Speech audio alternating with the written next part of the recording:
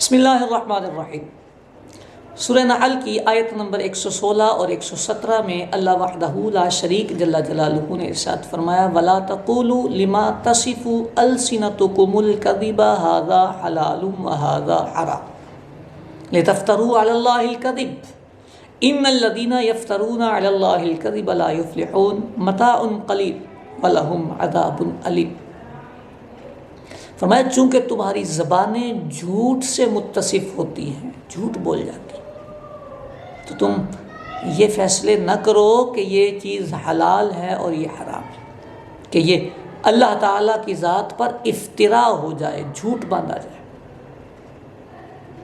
جو لوگ اللہ کی ذات پر جھوٹ باندھتے ہیں تم اس بات میں شک نہ کرو کہ وہ کبھی فلاح نہیں پائیں گے، تھوڑا سا سامان میسر آئے گا لیکن ان کے لیے دردناک عذاب ہے۔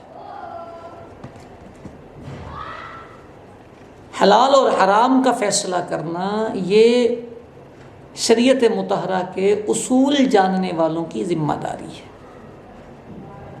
جنہوں نے اپنی زندگی کو ان چیزوں کی تحقیقات میں وقف کیا ہوتا ہے، ان کی ذمہ داری ہوتی ہے، اور وہ اپنی ذمہ داری پوری کرتے ہیں تو آگے عوام الناس ان کے بتائے ہوئے طریقے کے مطابق پھر حلال اور حرام کے مطابق اپنی زندگی گزارتے چلے جاتے ہیں۔ ہمارے ہاں ہم پرفتن دور میں آ گئے، فرقہ واریت کی بڑی شدت سے ہم پکڑ میں ہیں اور اس میں ہمیں شریعت مطہرہ کی حدوں کا بھی خیال نہیں رہتا۔ میلاد النبی صلی اللہ علیہ وآلہ وسلم کا زمانہ گزر رہا ہے، ربیع الاول شریف کا مہینہ ہے۔ اب میلاد پاک کے عنوان پر اصحاب علم جو گفتگو کرتے ہیں وہ یہ کرتے ہیں کہ جناب میلاد کا لفظ جب ہم بولتے ہیں تو جو اس کا معنی لیا جاتا ہے، ایک معنی اس کا لیا جاتا ہے تذکرہ خیر الورا، تذکرہ نبی پاک صلی اللہ علیہ وآلہ وسلم۔ یعنی اگر کوئی بندہ کہتا ہے میں میلاد کر رہا ہوں تو اس کا مطلب ہوتا ہے میں ذکر پاک نبی کر رہا ہوں۔ ایک بندہ کہتا ہے میں نے میلاد کرنا ہے تو اس کا مطلب یہ ہوتا ہے کہ میں نبی پاک کا تذکرہ کروں گا، آپ کی ولادت کے واقعات بیان کروں گا، میں آپ کی ثنا خوانی کروں گا، میں آپ کے شریعت مطہرہ پر عمل کروں گا، میں آپ کی سیرت پر عمل کروں گا، میں آپ کی سیرت کی گفتگو کروں گا، میں آپ کے معجزات بیان کروں گا۔ اس کا مطلب یہ ہوتا ہے۔ کوئی عقل مند بندہ، کوئی ذی شعور بندہ، سادہ سا مسلمان ہی کیا تذکرہ نبی پاک کو ناجائز کہہ سکتا ہے؟ نہیں نا، اس کا مطلب یہ بالکل بالاتفاق جائز ہے، بلا اختلاف یہ جائز ہے۔ دوسری طرف یہی میلاد کا لفظ بولا جاتا ہے اور ایک بندہ بے پردگی کر دیتا ہے، ایک بندہ شریعت کے حرام کام کرتا ہے، خرافات ہم بول دیتے ہیں جن کو شریعت نے حرام کہا، میوزک بجاتا ہے، گانے بجاتا ہے، ڈانس کرتا ہے، جو بھی شریعت کے حرام کردہ کام ہے وہ کرتا ہے۔ وہ کہتا ہے میں یہ میلاد کر رہا ہوں، یہ جو عورتوں کا میلاد ہے، یہ خاتون میلاد کر رہی ہے، تو وہ میلاد جو کر رہی ہے اس میلاد کے ناجائز ہونے میں کسی کا کوئی اختلاف نہیں، کوئی دوسری رائے نہیں ہے کہ یہ ناجائز ہے، یہاں تک کی گفتگو بالکل واضح۔ اب خرابی کہاں آتی ہے؟ جب کوئی بندہ یہ ڈیوائڈنس نہیں کرتا، تقسیم کاری نہیں کرتا اور وہ ناجائز کہہ دیتا ہے، یا وہ یہ تقسیم کاری نہیں کرتا اور جائز کہہ دیتا ہے، اس نے شریعت کی حدوں کو پامال کیا۔ جس نے اس کو جائز کہا اس نے بھی شریعت کو پامال کیا، اور جس نے اس کو ناجائز کہا اس نے بھی شریعت کو پامال کیا۔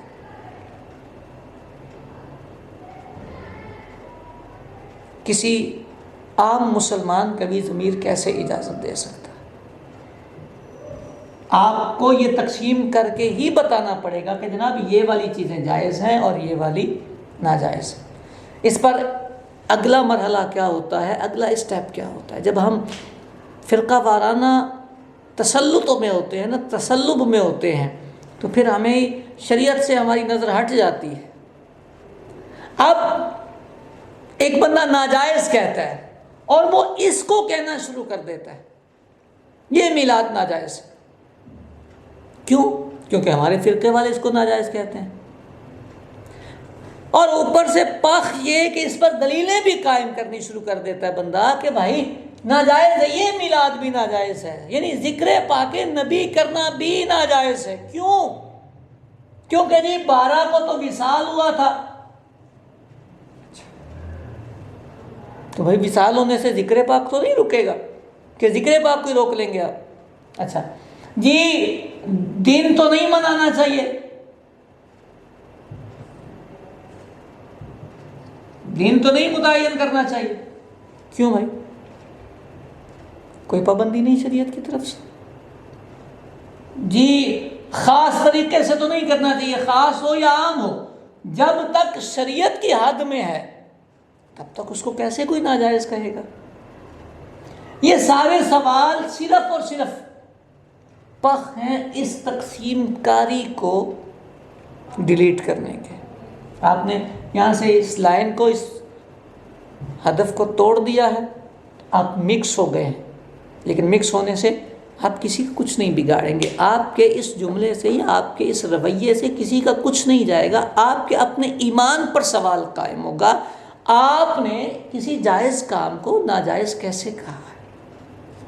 آپ ہزار کہیں کسی نے کیا ہی نہیں، آپ غلط فہمی میں ہیں۔ اگر آپ میلاد کا مطلب یہ لے رہے ہیں تو پھر آپ یہ سوال ہی کیسے کر سکتے ہیں کہ کسی نے میلاد نہیں منایا؟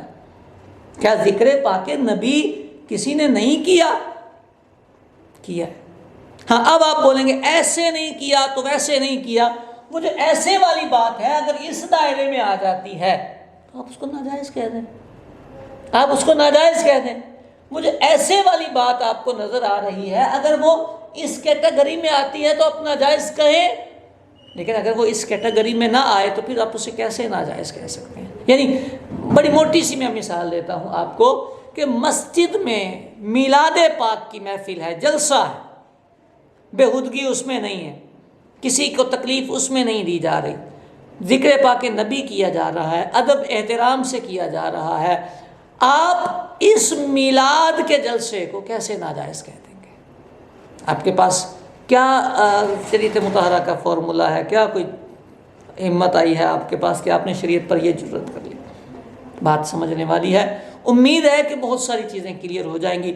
دیں اجازت، آپ سے ملیں گے پھر قسمت نے ساتھ دیا، زندگی نے وفا کی تو فی امان اللہ۔